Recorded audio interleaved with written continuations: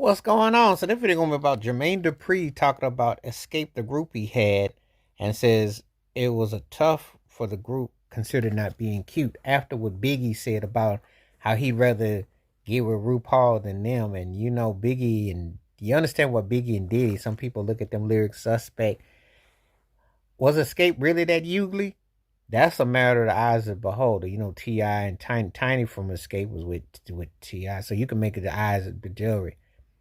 Looks and music play a part, obviously attraction and all that, but Xscape had a pretty good run.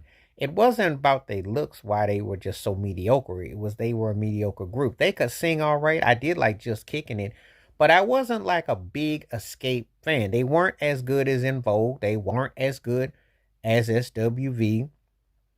They weren't as creative as TLC. Obviously, Destiny Child came along because they had Beyonce lead singer that had that beat. And Brownstone to me, but I thought they were a decent third tier female vocal group in the '90s who had a couple. Were they as good as Cut Close? I thought Cut Close had them beat too, but they hit. They hit for Jermaine Dupri. We can get in total. We can get into the debate about how what you find attractive, what you don't. We can get into all that.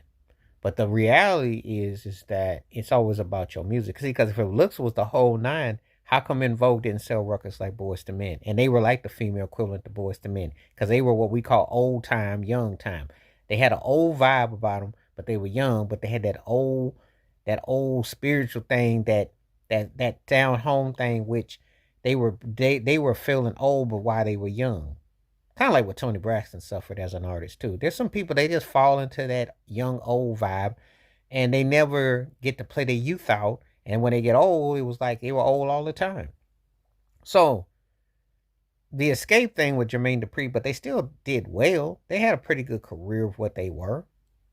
There's always more R&B female groups, and it was always competitive, but they got in. They had a little bit of a run.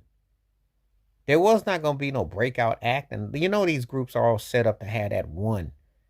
Got to have on your female, you got to have your Donna Ross or your Beyonce type. You got to have that one. At least have a Kelly Rowland type of career if you can. That's how it's set up. It's not meant for forever and ever in a day.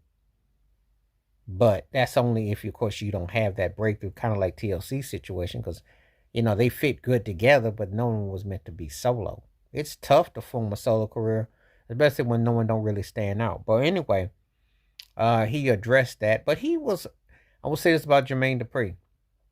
I always looked at him as kind of like a Junior Whopper version of Diddy.